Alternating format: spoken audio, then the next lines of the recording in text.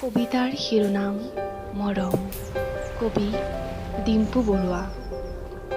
মনৰ মৰম মানসিক মলম, মনেই মানুহৰ মস্তিষ্কৰ মহাজন।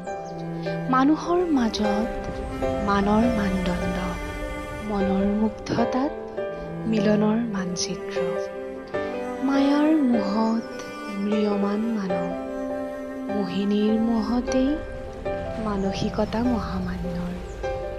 মৃদু মৃদু মহানুভৱতা মহাজাগৰণৰ মান্য।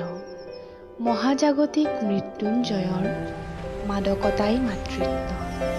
মোহিনীৰ মৃদংগ মানুহৰ মাত্ৰ মিনিটৰ মধ্য।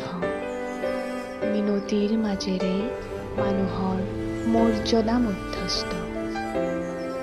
মিলনভূমি মাতৃভূমিত মহাৰথী মানৱ, মহাপ্ৰয়াণৰ মহাক্ৰন্দনো মানৱৰেই মনোনয়ন।